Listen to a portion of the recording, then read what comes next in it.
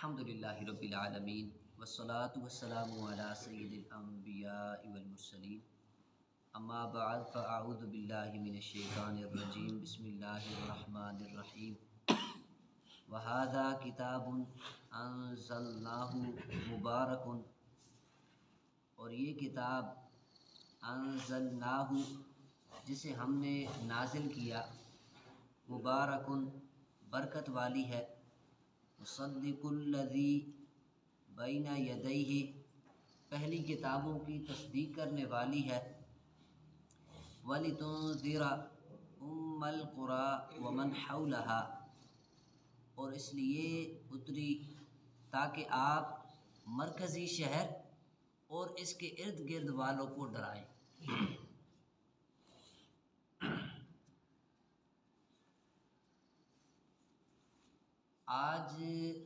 آج کل محافل میں بعض خطباء کی یہ باتیں بھی سننے میں آئی ہیں کہ ہم کیوں عذابوں سے ڈرائیں، ہم نے تو جہاں جانا ہے وہاں کی بات کریں گے، ہم جنتی ہیں تو جنت کی بات کریں گے، جنہوں نے دوسری طرف جانا ہے وہ وہاں کی بات کریں۔ تو یہ بالکل گمراہ کن جملہ ہے، گمراہانہ جملہ ہے، اور اگر اس کی باریکی میں جایا جائے تو دیکھیں قرآن کے نازل ہونے کا مقصد اللہ عز و جل کیا بیان فرما رہا ہے، وَلِتُنذِرَ أُمَّ الْقُرَىٰ وَمَنْ حَوْلَهَا، تاکہ آپ ڈر سنائیں مرکزی شہر یعنی مکہ مکرمہ، وَمَنْ حَوْلَهَا اور اس کے ارد گرد والوں کو۔ تو اللہ عز و جل خود فرما رہا ہے، اور نبی کریم صلی اللہ علیہ وسلم کی ایک صفت ہے، آپ کا ایک صفاتی نام ہے نذیر، جس کا مطلب ہے ڈر سنانے والا۔ تو یہ گمراہانہ بات ہے، گمراہی پھیلانے والی بات ہے کہ ہم تو صرف بشارتیں ہی سنائیں گے، اس کا مقصد کچھ اور ہوتا ہے۔ والذین، اور جو یؤمنون بالآخرۃ آخرت پر ایمان لاتے ہیں، یؤمنون بہ وہ اس کتاب پر بھی ایمان لاتے ہیں، وہم علی صلاتہم یحافظون اور وہ اپنی نماز کی حفاظت کرتے ہیں۔ ارشاد فرمایا یہ قرآن پاک برکت والی کتاب ہے جسے ہم نے نازل فرمایا ہے، یہ پہلی کتابوں کی تصدیق کرنے والا ہے، اور ہم نے اسے اس لیے نازل فرمایا کہ آپ صلی اللہ علیہ وسلم اس کے ذریعے مرکزی شہر یعنی مکہ مکرمہ اور اس کے ارد گرد والوں کو اللہ کے عذاب کی خبریں سنائیں۔ آگے فرمایا والذین یؤمنون بالآخرۃ، یعنی جو لوگ آخرت پر اور آخرت کے عذابوں پر ایمان لاتے ہیں وہی اس کتاب پر ایمان لاتے ہیں، کیونکہ وہ برے انجام سے ڈرتے ہیں، اور یہی خوف انہیں غور و فکر کرنے پر ابھارتا رہتا ہے، یہاں تک کہ وہ اس پر ایمان لے آتے ہیں۔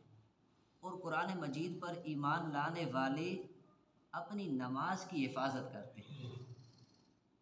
یہاں نماز کو بطور خاص اس لیے ذکر کیا گیا کہ یہ ایمان کے بعد سب سے اعلیٰ عبادت ہے، مسلمان اور کافر کے درمیان یہ فرق کی علامت ہے، نشانی ہے۔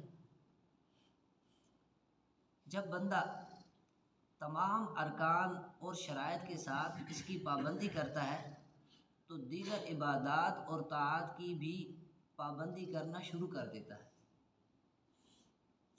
اس سے معلوم ہوا کہ قرآن مجید پر ایمان لانے کا ایک تقاضا یہ ہے کہ پانچوں نمازیں ان کے تمام ارکان اور شرائط کے ساتھ پابندی سے ادا کی جائے، اور ان کی ادائیگی میں کسی طرح کی سستی اور کاہلی نہ کی جائے۔ اور ایسا ہی ہے کہ جو بندہ خلوص کے ساتھ 5 وقت کی نماز ادا کرے گا اور اس کے ارکان کی اور شرائط کی حفاظت کرے گا، ان کے ساتھ نماز ادا کرے گا، تو وہ آہستہ آہستہ دیگر نیکیوں کی طرف بھی مائل ہوگا۔ اللہ عز و جل سب مسلمانوں کو نماز اپنے ارکان اور شرائط کے ساتھ ادا کرنے کی توفیق عطا فرمائے۔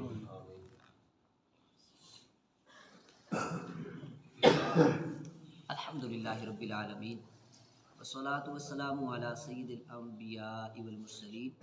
اللہم ربنا تقبل منا صلاة الفجر مع جماعت المسلمین۔